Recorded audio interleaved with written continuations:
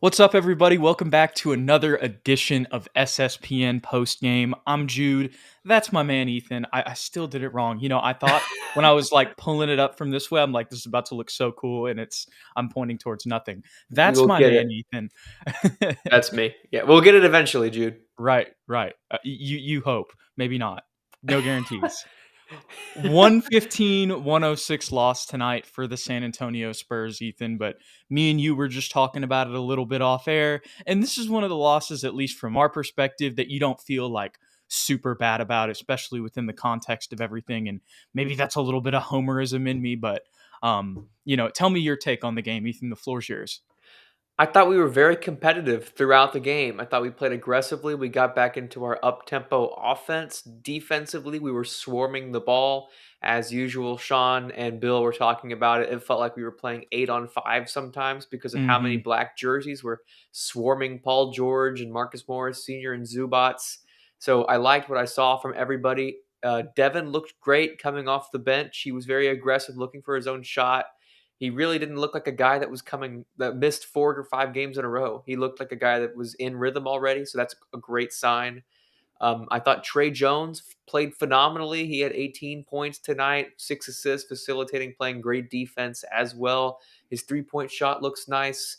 Overall, great game, I thought, but it came down to what we've been talking about the entire season, which is eventually these veteran teams with all-star players like Paul George, and I mean John Wall is not an all-star anymore, but he's an all-star caliber player, and everyone on the team is experienced.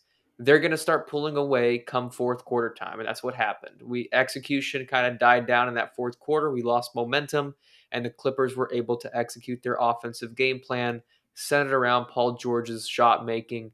So when that starts happening to us, a lot of these games I think are going to end up in the loss column. But that's a skill you can't really just have. I think it takes experience. I think it takes a lot of years of reps and chemistry to get good at closing out games. And that's what my man Paul George at the Clippers has proven throughout his entire tenure in the NBA. And we will eventually get there, but this is just part of the growing pains with a young team.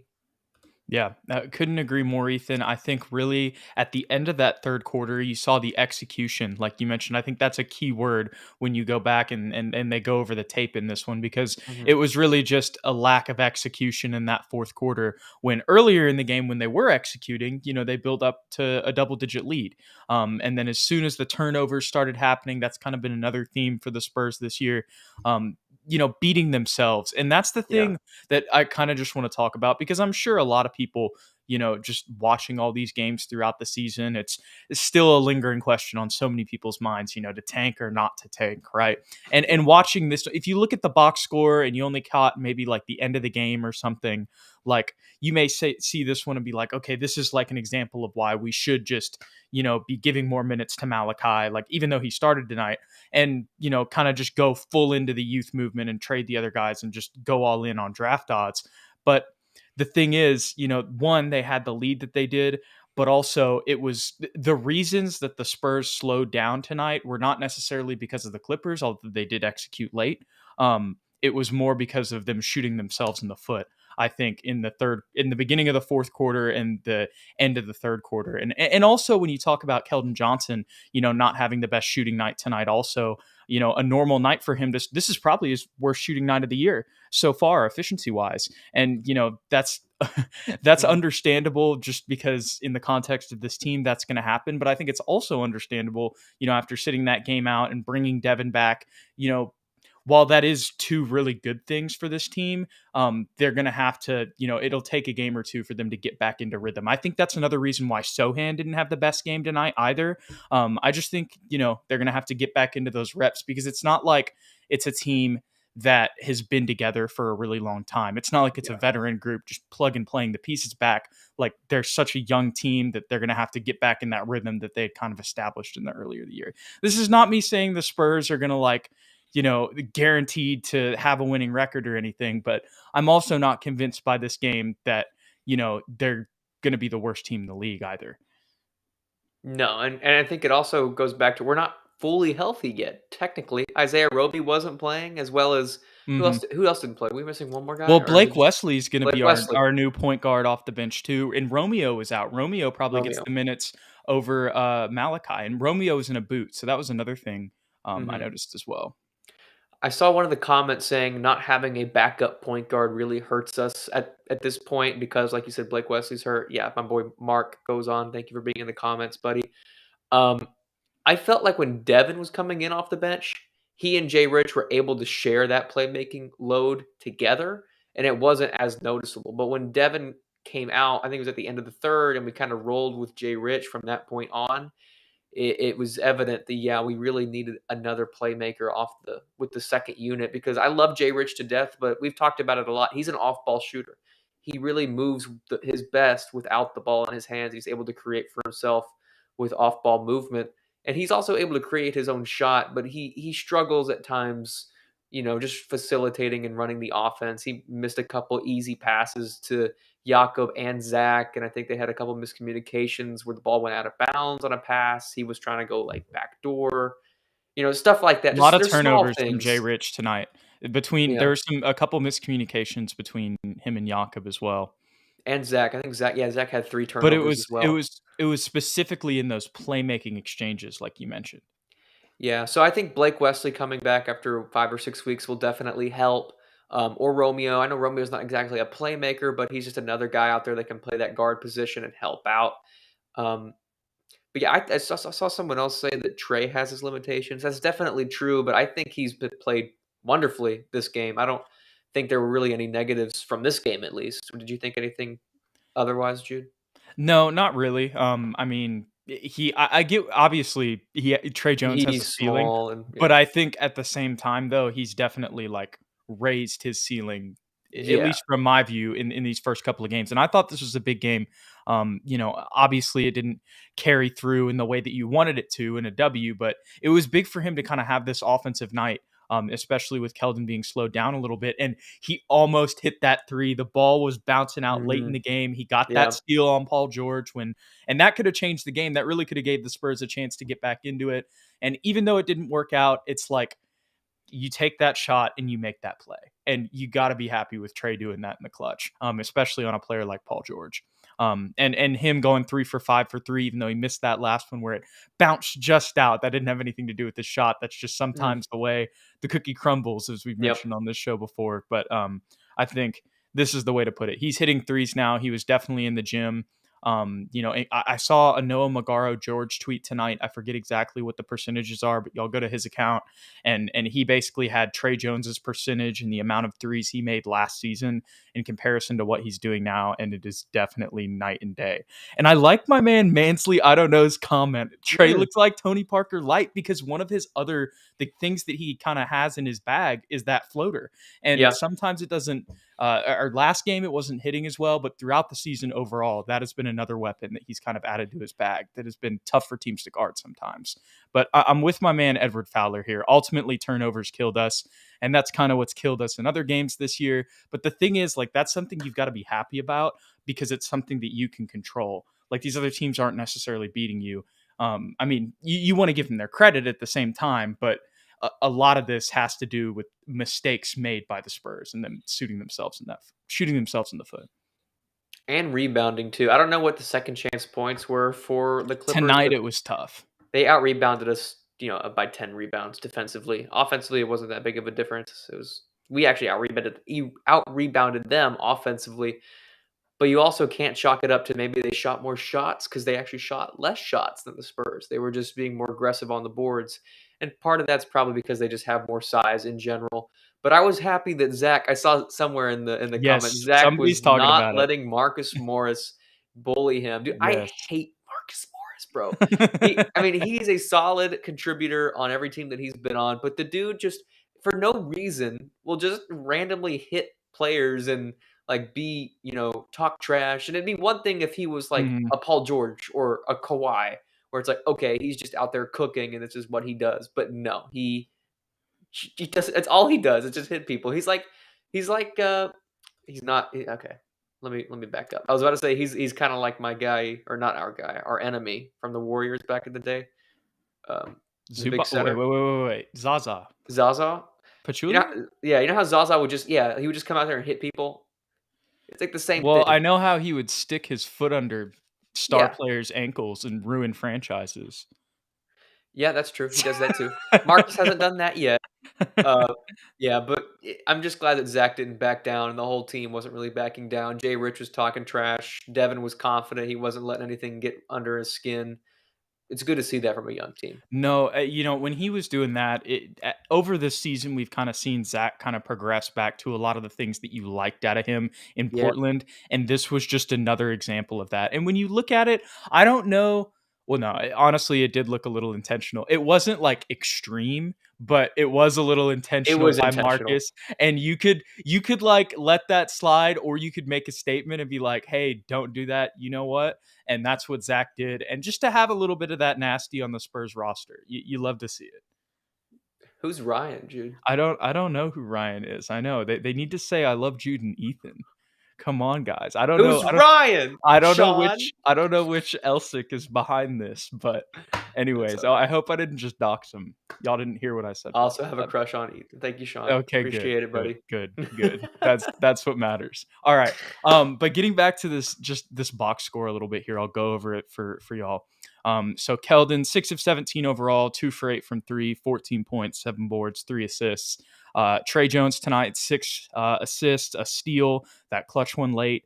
2 boards with 18 points, 3 for 5 from 3, 7 of 15 overall. Devin Vassell in just 25 minutes. That's another thing I feel like would have changed this game if he wasn't coming, or maybe not changed it completely. Like the result might have been the same, but the score might have been a little bit closer. Or maybe, Devin Vassell stays on the hot streak that he was on tonight, 12 for 16 overall, 4 of 5 from 3 with 29 points. He didn't play in the clutch.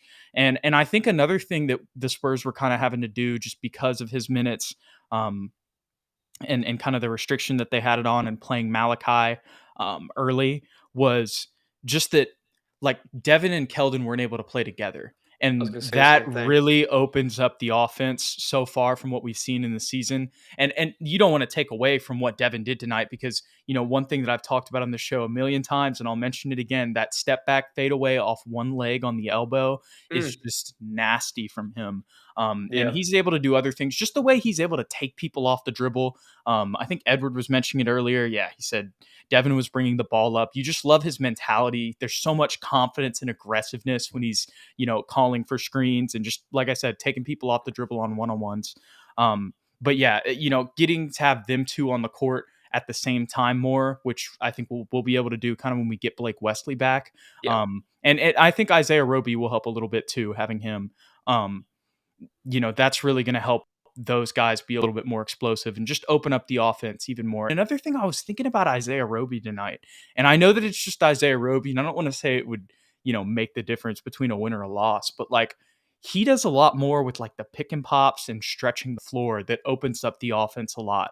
Obviously KBD can hit a three, and Sohan can hit a three, but not definitely Nah, Roby. yeah. Isaiah Roby is, yeah, I'm going to roll with Easton's response. Ignore what I said. Isaiah Roby is definitely the most pure shooting four that we have on the roster. And with the way that we're kind of playing all three of them when they're all healthy, I think, missing him too is a little bit understated, because he has some other skills that I keep forgetting about. I'm talking about this now. It's like he'll bring the ball up the floor. Mhm. And even though it's, it may be only in 10 minutes, like that'll make a difference. So He's a there's that strong, too. big body. He can get rebounds. We got out rebounded tonight. We need that. Smooth as Vaseline. I was thinking that I Yes. went to use the There we go. restroom during a timeout, and I was like trying to think of nicknames. I was like, We got Vaseline. Vaseline. We got Wall Street. Wall Street for Zach. Like I that think one. I'm rolling with Devin the Cell. I think that one's Yeah. my favorite. Yeah. Oh my Devin the gosh. Cell. Yeah. Let's see. So looking over, at the Clippers, we'll hear. There's some other guys I didn't mention. So Zach had 9 points tonight, 6 boards, which we like to see. Yep. He had 2 steals and a block as well. So it did have the 3 turnovers, but I mean, Keldon, Trey, Jay Rich, they all had 3 as well. Or no, Trey only had 1 turnover. He had 3 fouls. But then looking at the Clippers, so unfortunately, Paul George was kind of the other kryptonite for the Spurs tonight on 38 minutes, 12 of 17 shooting, 5 for 7 from 3 with 35, 4, and 2. Did have 5 turnovers though, so we were able to do some stuff to him defensively. John Wall had a solid game, 6 for 12, 2 for 5 from three with 15 points and 6 assists. And Marcus Morris didn't have the best shooting night, but still was able to contribute 7, 5, and 8. And then Zubac, that was another big one for them, 17 and 15 with 4 blocks as well. So Yeah. those were the guys that were kind of able to take advantage tonight. But, I guess when I look at the negatives from tonight, I would probably say that Jakob had the most disappointing game. But he still had 3 steals up there, I don't know what's going on with Jakob the past, like, 3 games. It's very recent. Yeah, it's like the past 2 or 3 games. He's just felt extra timid. I don't know if it's something that we're missing that the defenses are starting to do to him differently, or if he's just doesn't feel the need to be as aggressive, but I would like him to be more aggressive, I guess, to make it as simple as possible because he hasn't seemed as aggressive on It's rebounding or scoring, and you know it's what I mean? it's weird because the only thing that I can think of that's happened the last 3 games is Primo got waived. So it's like maybe that's messing with his head, but I don't I really don't think I so. don't I don't buy that either, but got to give a Like, shout out to my boy Rain. This yeah. is so he says Marcus Morris always looking for a fight, and then Trey Jones has almost as many threes as last year. That's kind of what I was talking about with the Noah Magaro George tweet. So We should have put Gorgie in just to punch Marcus Morris in the face, just and so we then can just take a get him. shot. Yeah, he's ejected, and we're like, "All right, thank you, Gorgie." It's so unfortunate, Dom Barlow and Charles Basie. Why don't we put in Jordan Hall? He's not on the Oh, two-way yeah, Jordan will contract. go hit That's him. someone who's completely like, yeah. Can you Anyways, imagine? I feel like they used to do that in the NBA. They don't do it anymore. But just like a what? coach is like, "Jude, come here. I want you to go in and punch that guy in the face," and Just then you're like a gonna random get ejected. guy. Yeah, Yeah. yeah. You're like, "Okay, coach, you got it." Send him a message. I wish. Oh my gosh, Yeah, I feel like that definitely has happened in the NBA definitely. a time or two. But any other takeaways from this game, Ethan? Devin was an instant spark, and when he wasn't playing, it was it was pretty clear. Oh gosh, you guys in the comments are wild. And when Devin came out, we lost our momentum. He carried us, especially in the beginning of that third quarter, I believe. So I wish Gorgie. Can we please convert him into our goon? Like honestly, like I really we need a goon. We need somebody that starts fights and that's not gonna like if he gets ejected, we're not gonna miss him. So yeah, but yeah, that's it. Let's see. So, do the Spurs? Okay, is it Sunday or Saturday? That's what I'm getting wrong. I know Tomorrow. they. Okay, so it is tomorrow. They play the Nuggets, and this is kind of a part of like the stretch that the Spurs team has had trouble with. The Raptors game, definitely want to give the Raptors credit, but you kind of chalk that up to Devin and Keldon being out because even though it was a loss tonight, we saw the result was much different. But that this could be the start of a losing streak for them, just because It this could is going to be. be tough to do and you're going to have to get that chemistry up again. Um, Yeah. yeah, it's on, and then it's like you got the Bucks after that too. So there might be a little bit more growing pains, but maybe we can get a couple out over this next couple stretch when we get back in rhythm fully. But it's kind of going to be interesting because that J Rich point that you make earlier. If the turnovers kind of keep happening with him having to be the main facilitator, because when he's had success facilitating this year, it's like where he's still been mainly playing like that off-ball shooter position that you mentioned, and it's like he was able to play off of. I think Primo was still playing at the time. Trey Jones, Blake. some other people, right? Blake, right? He was able to play off of those guys in the 10 assist game he had, where it wasn't like he was having to do it like all the time. But I don't know. Maybe they just experiment with Devin bringing up the ball more, and that can kind of mitigate that issue. But I think that's something that can be the bane. But also, as I'm saying this, I think back to turnovers as well. I think that's really going to be the key for the Spurs is just shooting themselves in the foot. But it's a young team, Yeah, it's and bound to happen. playing experienced teams that they're about to play, it probably is going to happen. If we're just being realistic. It'll be a great test for them, though. I'd like to see Yeah. some improvement gradually as from game to game because you're right. This is a pretty big stretch of difficult teams to go up against, especially when you're young. So if we can gradually get those turnover numbers down, start executing better in the fourth quarter, I think that will be the silver lining for this young team. Yeah, absolutely. I think Kawhi was definitely scared tonight because that's why he sat out. He didn't even Probably come on the was. trip. He was like, I don't want to go there. I don't want any storylines talking about how Keldon is better than me or how Hmm. Sohan will be better than him and Giannis, according to our man right here. And then I think another good point from Mark, Keldon's going to bounce back. I mean, this is just going to happen over the course of the NBA season. You're going to have off games. I know it's still really early in the year, but I think Keldon has shown us that he's definitely, a high volume scorer, at least in the 20s for the most part. For sure. Everybody has off nights, and usually your partner in crime will have a great night like Devin. Unfortunately, the rest of the team wasn't able to back him up at all in that fourth quarter. I think Devin, kind of an off-topic thing, but Devin Yeah. is starting to remind me of a young PG, bro. As I was watching both of them play against each other, like young Paul George with Indiana, similar vibes. Definitely, like Keldon is, or not Keldon, Devin. Devin Mm-hmm. is Devin in his own way. Like they're different. He's not as big as PG, but like, Mm-hmm. and he does it in his own way. Like it's not the same moves, but in the way that they're able to take people off the dribble and then like kind of have those step back jumpers. And they're also really both really solid perimeter defenders. I see the parallels, Ethan. I see the parallels that you're talking about. Go look up a Mid-range. young PG. He used to be super skinny. Yeah, sorry. He Yeah, used to be no, super that's a freaking good. skinny. That's it. See, you're hitting the memory bank here. I'm going back to 2K like 11 here, and I'm seeing it. But Mm, Blake Wesley should be back in like 6 to 8 weeks from last week, or yeah, I think it was last week when he got hurt, right? I think so. I Something don't like know. that. Look up the game he got hurt, and it's 6 to 8 weeks from that point. It was basically it was a grade 3 MCL sprain, but that basically means a partial tear. Um, so he's going to be out for a little bit, but we're glad it's not an ACL tear. Obviously, both still suck, but we'd rather Yeah. have him out 6 to 8 weeks than the whole year. So Mm. Devin might have learned some mid-range moves from DeMar. Good point. But actually, his vet when he was a rookie was Rudy. yeah. So he and Rudy worked a lot together when he was a rookie. So Do you remember who was the Spur they brought? Was it Corey Alexander? Is that who they brought yeah, back on Corey the Alexander. broadcast? Just a cool note on that to kind of wrap things up here. So he coached Devin a little bit because I Hmm. think he went to Florida State, or he just has admiration for them being in that coaching scene. He said he coached him. He said he coached Trey Jones on Team USA, like it was the U18 team, I'm pretty sure. And then also he recruited and coached Keldon to Oak Hill. So that Yeah, was just kind of a cool little like Spurs note that I had no idea that like, Pop's first draft pick coached like 3 of the dudes who are on the team now. So pretty cool little and note there. the first. I don't know if he's the first, but we'll say he's the first for the sake of the story. The first 29th pick by the Spurs. Ooh. So we had him, Derek, DeJounte, Keldon. We keep hitting on these 29th picks, and then Tony was 28, but that's okay. What was I going to say?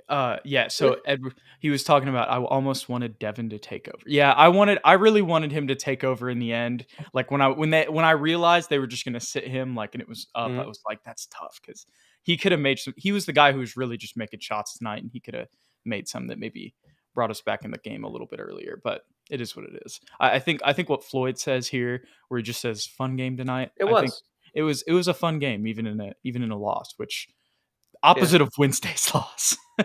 Positive vibes. Thank you, Floyd. Positive vibes. Yeah. Am I missing an inside joke here? Who's Ryan? I see. I know Orion, but I think they're just trolling me right now. I was like, Ryan? I was like, I we don't didn't I have don't somebody get on the the joke team with named it, like Ryan? why he's missing. Uh, I don't know. my friend Ryan did go to an Austin Spurs game tonight, but like My that's friend the David only went to thing. one. But I don't even know if how they would know that. Oh well, that's because they're friends. Anyways, Oh, yeah, I That's forgot. Yeah.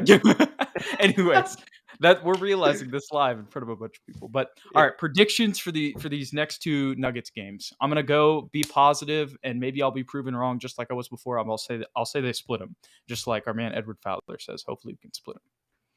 Sure, I'll say split them. If they go 0-2, I'm just gonna like blame us for everything for Yeah, the rest of the year. they'll probably go 0-2, but the Spurs fan in me says we're gonna take one. We're gonna take one of them. Isaiah Yeah, Roby's coming back. He's gonna drop a 30 piece we're and D gonna up Jokic. right, and we're gonna have a game where we have like 15 turnovers. We get it down a little bit, and instead of like however many, well, I don't even know if we had 50. We might have had like less than 15 tonight, but we're gonna have like 8 turnovers. We're gonna tone it down a little bit, and the offense will get going, and we'll steal one. The way Jakob's been playing, Ryan, they're just keep picking up. Keep The going. way Jakob's been playing lately, Jokic is probably going to have like 40, 10, and 10, and then like 5 blocks. Yeah, yeah. Floyd's given us a little bit of truth. Expect 2 losses from Denver. Bad matchup for us. Yeah, Keep especially us with honest, Jamal Floyd. Murray back. But you know what? Look, Keldon is going to bounce back. Devin's going to keep shooting well, and they're going to steal one. That's what's going to happen. But during that process, Jokic will dominate Jakob. I Yeah, agree with you there, for sure, for sure. facts. All right, y'all. Well, we appreciate you guys. Thanks for coming and hanging out for another SSPN post game. Any final thoughts before we wrap this one up, Ethan? Like and subscribe. You guys blew up our last one. We had the most Hmm. views ever, and I think we're at 850 plus subscribers now. So let's try and hit that 900 then 1,000 subscriber mark, and we'll be Yes. very happy. So thank you guys for being supportive.